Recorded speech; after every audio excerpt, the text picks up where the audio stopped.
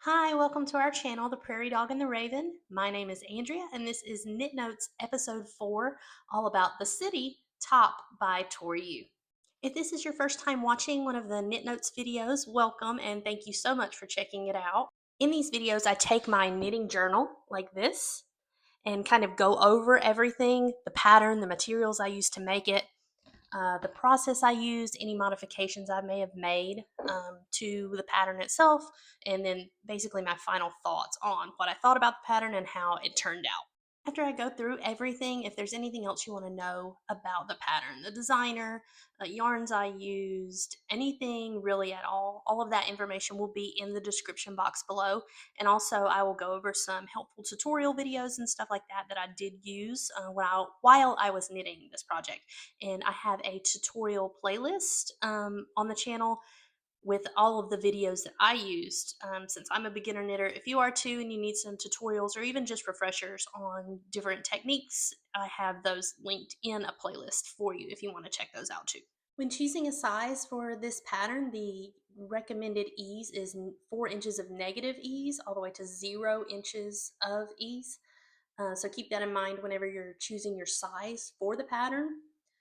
It has 9 different sizes, and I think the finished bust circumference of those sizes is between 28 to 60 inches, and then which is equivalent to 71 or 152 and a half centimeters. The recommended yarn is a fingering weight yarn, and let me check right here what the exact blend is in the pattern. It is a 60% superwash merino, 20% silken, 20% rainy in that fingering weight as the recommended yarn for the pattern.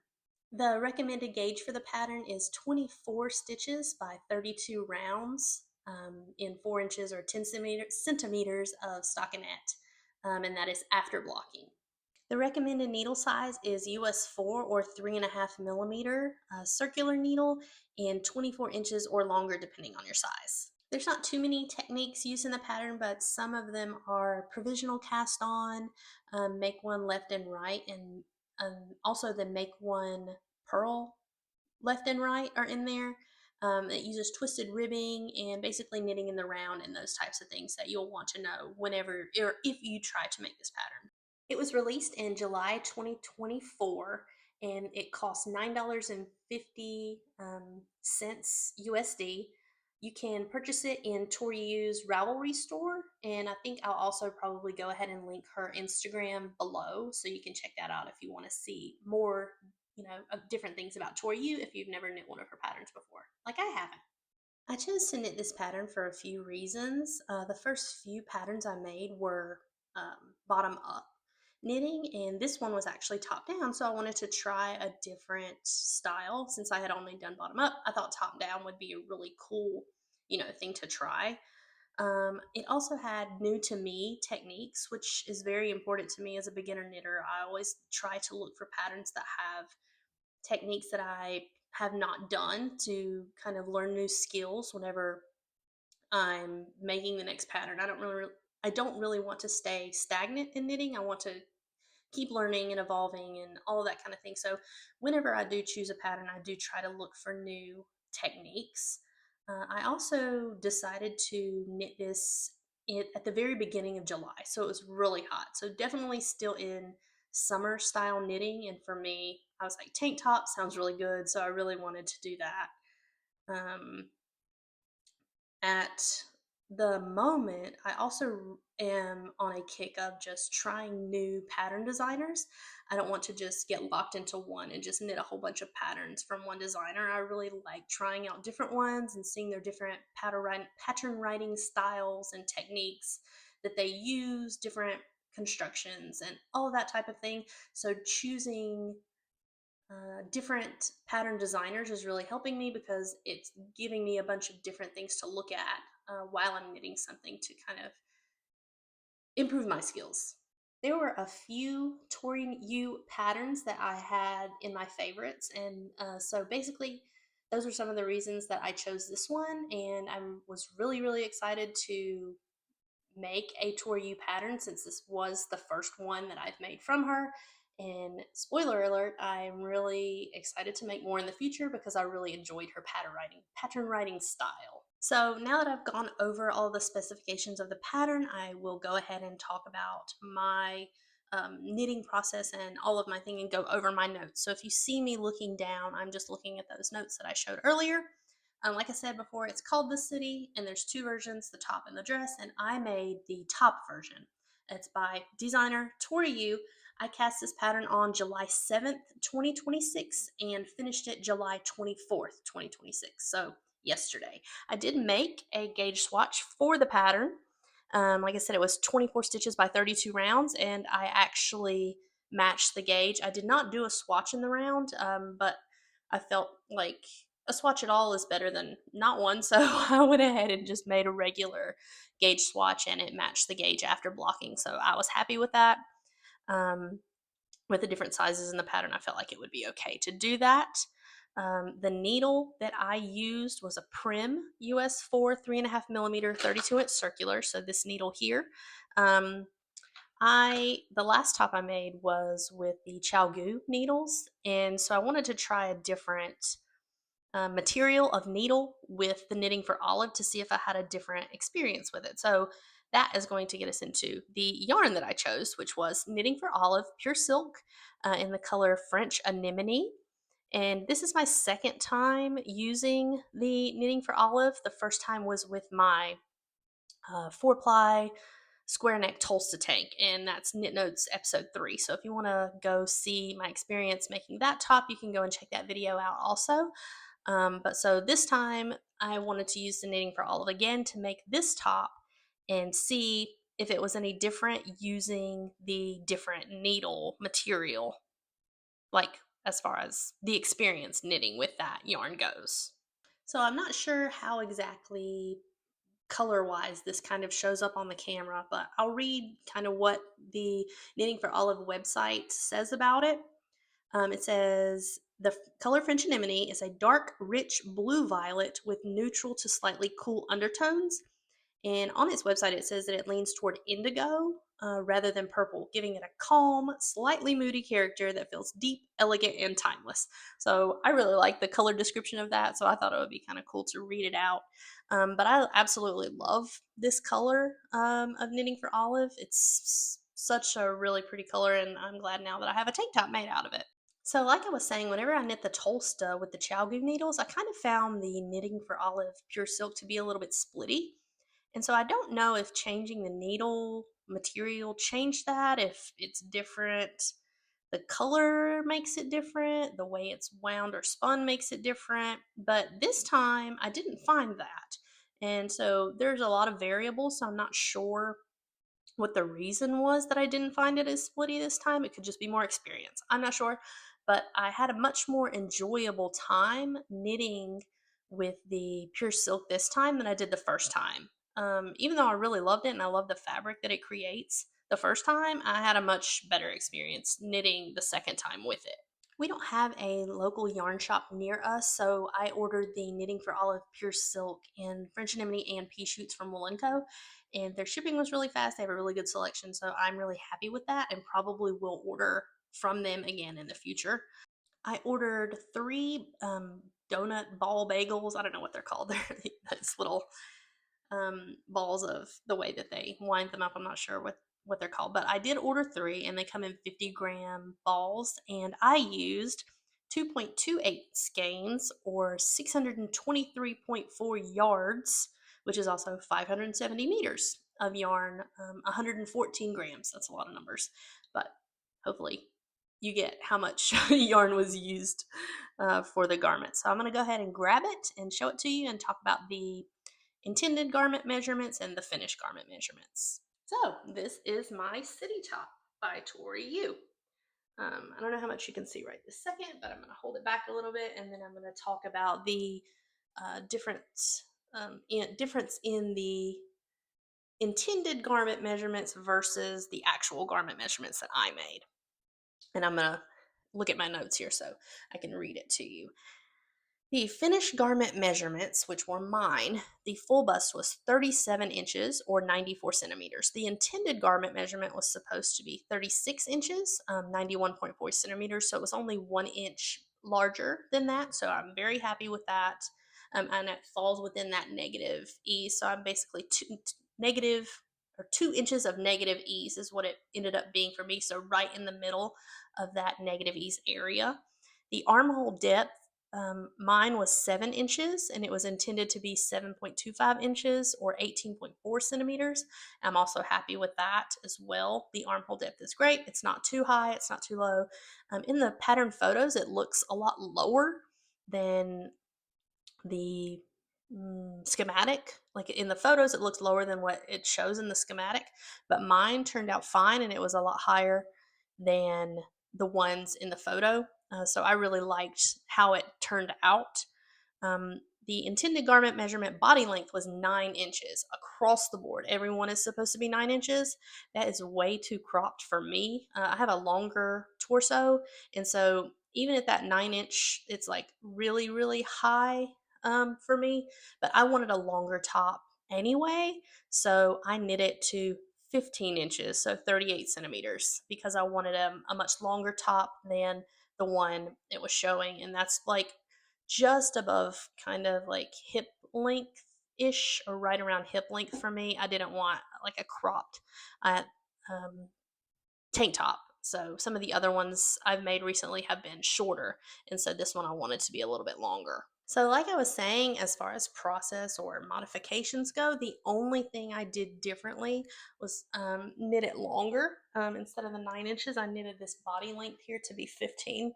And so I'm very happy. I'm going to put some photos in so you can see what it looks like and how the length falls on me. And it's a little bit different, obviously, than the intended um, garment is supposed to be. It's supposed to be more cropped. So this one is definitely longer, and but I'm very happy with that. So if you decide you want to knit yours longer as well, hopefully this will give you kind of an idea of what it may look like if it is longer. So, like I was saying, I did choose this pattern because there were new to me techniques in it. And the first one was the provisional cast on. So, there is a video tutorial linked in the pattern itself for the Pearl Soho provisional cast on one step method, which is a crochet cast on. So, I will link that video in that helpful tutorial playlist for you if you're interested in that. So, that was new to me. The M1PL and M1PR, the M1 purl increases is another technique that I learned, and I have a tutorial by Heather Anderson Designs in the playlist. The how to purl through the back loop I had never done before, so that was another one that I wanted to add into the playlist in case somebody needed to see it. And I put the Blue Mouse Knits how to purl one through the back loop in that playlist tutorial. So other than that, I have some like ending thoughts about this pattern and what I liked about it. So basically, doing the provisional cast on with the Knitting for Olive Pure Silk was really, really frustrating for me. I had never done a provisional cast on at all before, and with the Knitting for Olive basically being like embroidery floss to me, it's so small. It would probably have been better for me to like use a larger yarn to learn how to do that first before I tried to do it with the Knitting for Olive Pure Silk. I am not a crocheter, so using a crochet, I've knit or no, I have crocheted one thing in my life, and it was a Wooble Fox. So that was a long time ago. So I don't really have any crochet experience. So using a crochet hook for the first time with a knitting needle at the same time on the Knitting for Olive Pure Silk was just, it was a lot. So it was frustrating. It took me quite a few times to get the strap provisional cast on done. And then once you had to take the provisional cast on out and then like re-pick it back up, that was also kind of frustrating for a beginner knitter like me. So that's something you may want to watch out for if you are trying that for the first time. But I did get it done, so it was okay. It was just frustrating. So that was all basically. I already talked about using the different needle size that or not the different needle size, the different needle material. So I noticed basically that knitting for olive was less splitty this time. I still love the fabric that it created. So if you haven't used knitting for olive pure silk yet and you want to try it, I like it. I know not everybody does, but it's definitely something that I will probably continue to use in the future. I might take a break from it for the moment just because it's, for me, a long, like a really long process to knit with such a small yarn. And hopefully the better, more proficient I get at knitting, it will be, not, it won't seem like such a long drawn out process. Because also that I knitted, or I knit, because I knit this longer than intended. So obviously it took a lot longer because of how many more inches I added to it. So that was definitely a factor in that. So that was my choice. It doesn't have anything to do with the pattern or the design or anything like that, or the yarn itself. So that was all on me. But I do think because I chose to do that, I am going to take a little break from knitting for olive pure silk and try some heavier weight yarns. Another thing that I still need to work on is my tension in ribbing. So I talked about this when I did the Tolsta tank, but my tension, or my ribbing, always looks a little like sloppy, untidy, whatever you want to call it. And so I wanted to try something with twisted ribbing because it said that it's one of the things that can kind of fix or help your tension in ribbing look better. I didn't have the problem on the Wisteria tank, but I believe it was 2x2 ribbing, and this was, most of the straps and hem and different things like that are 1x1 ribbing. But this one was twisted rib. It definitely looks better than before, so that could be one of two things. It could be I have more experience knitting ribbing. It could also just be that twisted ribbing does look better. I don't know. So hopefully, as time goes on, I'll figure that situation out.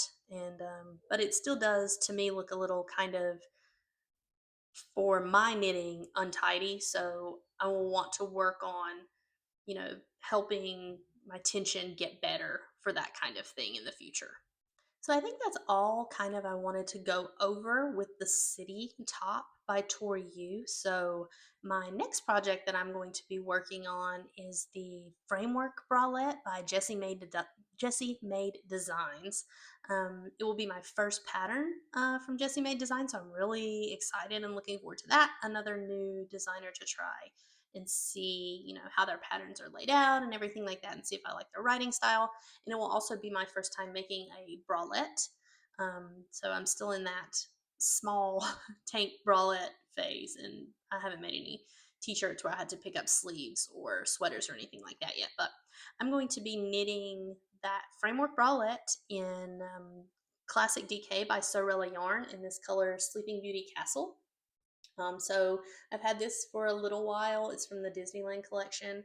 But so I'm looking forward to knitting with that because I really love the colors, and I think it's should look really nice in that framework bralette. So that's something I'm definitely looking forward to. I'm not exactly sure what the next knit note video will be. It could be framework bralette, but it could also be something that Jeremy um, is working on. So he is knitting his first sweater. He's knit a few other things, but he is going ahead and making a sweater now. So his knit notes video could be next. I'm not sure. So we'll have to wait and see what that is going to be.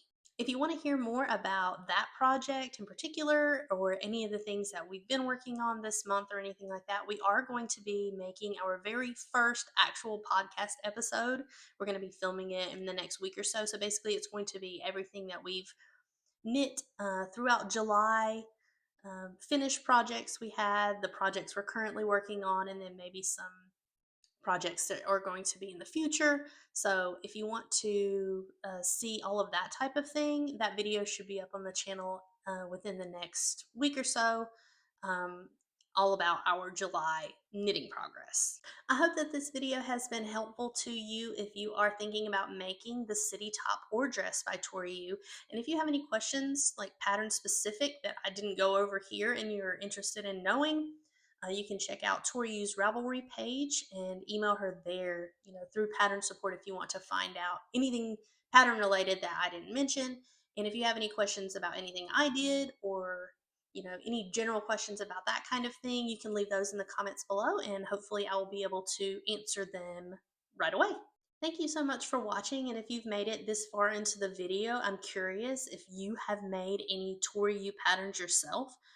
If you have any favorites of hers, I would really appreciate it if you would leave it down below, because I love checking out lots of new pattern inspiration and things like that. So if you have a favorite of hers, let me know what that is, and maybe I can check it out. Maybe it'll be something that I can in the future, because I love looking at all the different designers and all the different patterns, and I always seem to find ones that I've never seen before. And so, like I said, this one was from 2024, and the Jessie Maed design, the framework Bralette, is an older pattern too. So usually all we see is new patterns. So it's a lot of fun looking back through some of these designers' catalogs and finding things that I haven't seen before, since I'm a newer knitter. I really appreciate you guys watching along as I'm growing in my knitting journey, and I will see you in the next video. Thanks. Bye.